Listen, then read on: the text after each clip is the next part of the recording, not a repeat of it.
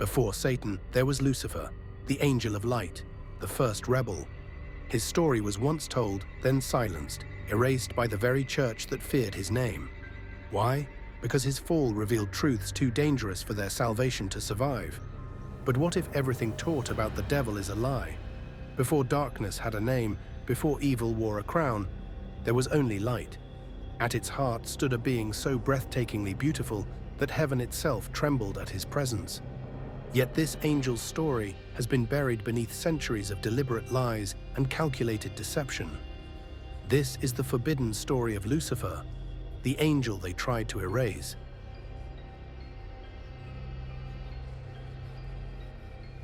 Long before Satan became the prince of darkness, there was Lucifer, and his name carried a meaning that would send shivers down the church's spine for millennia to come. In the ancient Hebrew scrolls, he was called Helel ben Shachar, the Shining One, son of the dawn, the morning star who brought divine illumination to creation's darkest corners. He was the light bringer, the one who carried celestial fire across the vast expanse of existence. When Isaiah received his earth-shattering vision, did he see a demon cowering in shadows? Never. He saw him rising in the morning, radiant beyond human comprehension, his brilliance challenging the very stars of heaven. Similarly, Ezekiel witnessed him walking among the fiery stones of God's throne, perfect in his ways, adorned with every precious stone that sparkled in creation's crown: sardius, topaz, diamond, beryl, onyx, jasper. Here begins the first great deception that would reshape human understanding forever. In those ancient Jewish traditions, Lucifer was never Satan. Never. They were two completely different beings with entirely separate cosmic roles. In fact, Lucifer was the bearer of divine light and forbidden wisdom. Satan was merely the accuser, a prosecutor in heaven's courtroom, testing faith but never daring to challenge the divine throne. The early texts whispered of his true magnificence with trembling reverence. Some called him the Prince of all angels. Others believed he was the guardian of God's very throne.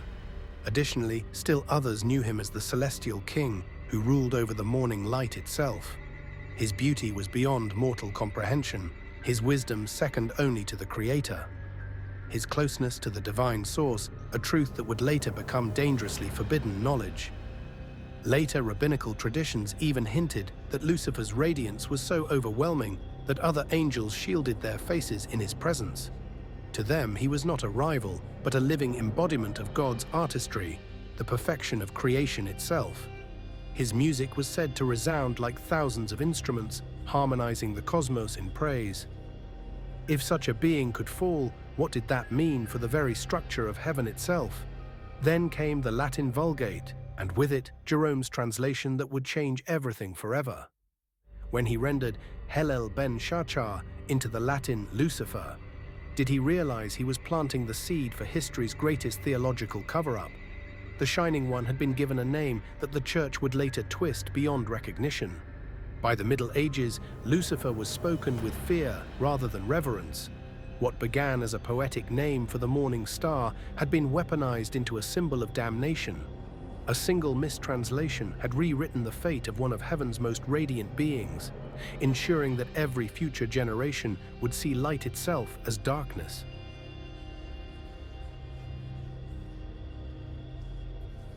The rebellion, as the Church tells it, was born of pride and cosmic arrogance. I will ascend above the heights of the clouds. I will make myself like the Most High. These words became the foundation of Lucifer's condemnation, painting him as the ultimate example of prideful destruction. However, was this the complete truth, or merely the version they desperately needed believers to accept? Hidden in the apocryphal texts, buried in traditions the Church fought with violent desperation to destroy, emerged a story that would shatter their carefully constructed world. In these forbidden accounts, his fall wasn't about simple pride or evil ambition. It was about knowledge. It was about awakening. What's more, it was about refusing to bow before humanity, refusing to kneel before beings made of clay, while he was pure light and celestial fire. The terror this alternative truth struck into the hearts of Church fathers was immense. If Lucifer's rebellion wasn't about evil, but about forbidden wisdom, if his fall represented not punishment, but dangerous enlightenment, Then their entire moral universe began to crumble beneath the weight of unbearable complexity. Because if his fall wasn't sin, but awakening, then obedience wasn't salvation, it was submission. The early Gnostics understood this earth-shattering possibility. In their secret teachings, carefully hidden from church persecution, Lucifer wasn't a demon to be feared, but a lightbringer who had delivered forbidden knowledge to humanity. Furthermore, they saw sacred parallels between his story and Sophia, the divine feminine wisdom who fell from grace by seeking to know the unknowable. In these dangerous traditions, the Lightbringer's rebellion wasn't the source of evil. It was the catalyst for human consciousness itself. Some Gnostic sects even went further, suggesting that Lucifer's defiance was an act of compassion, a refusal to allow humanity to remain ignorant, bound to blind obedience. His so-called sin was the same spark that ignited curiosity, art, philosophy, and the endless human pursuit of truth. In their eyes, what the church called rebellion was the birth of freedom. But what happens when those who seek truth refuse to stay silent?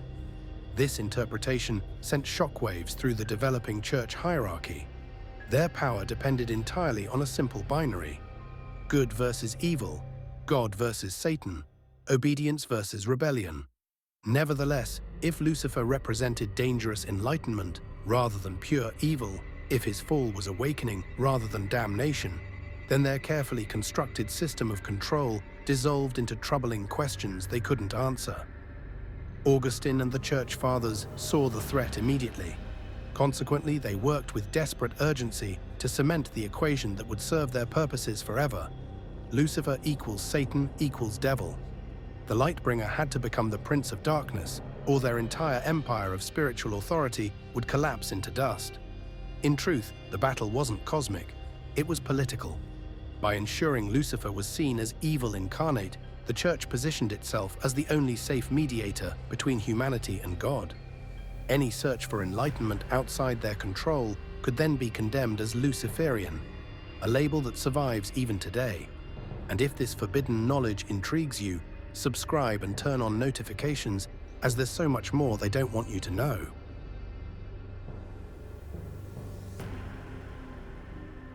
What followed was one of history's most ruthless campaigns of cosmic revision.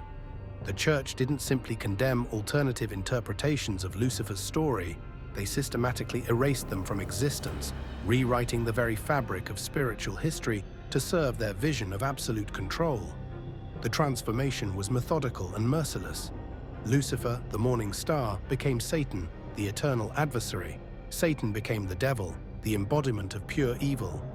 As a result, every trace of his original role as Lightbringer was purged from official doctrine with surgical precision. The angel who once carried divine illumination to creation's farthest reaches was transformed into the source of all darkness and despair. But can truth really be killed? It has a way of surviving even the most violent suppression. The alternative interpretations didn't die. They went underground, preserved in Gnostic manuscripts, mystical traditions, and occult teachings that escaped the Church's burning pyres.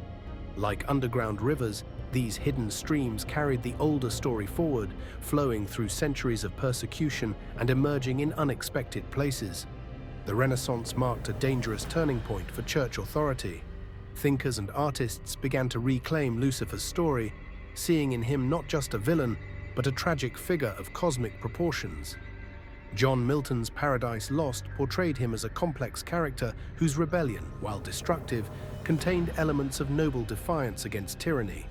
At the same time, occult grimoires painted him as a teacher of forbidden arts, a bringer of hidden knowledge that authorities feared humanity would rediscover. Even artists embedded his image in plain sight. Cathedral carvings and Renaissance paintings occasionally depicted the morning star not as a grotesque demon, but as a fallen angel of heartbreaking beauty, wings still shimmering with traces of celestial fire. These works whispered what official sermons would not: that the story was never as simple as good versus evil. Why did the Church's response come so swiftly and furiously? They needed Lucifer to remain pure evil, because any complexity, any hint of his original nature as Lightbringer, threatened to unravel their entire narrative of absolute obedience to religious authority.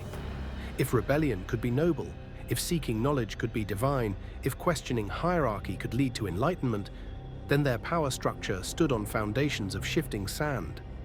This is why heretics who dared to reinterpret Lucifer, from the Cathars in medieval France to Enlightenment thinkers who associated him with human liberty, were hunted and silenced. The danger wasn't that they worshipped evil, but that they remembered too much of the original story. They had not destroyed his story, they had merely driven it into shadow, where it waited patiently for those brave enough to seek the dangerous illumination of forbidden truth. Lucifer was not always the devil.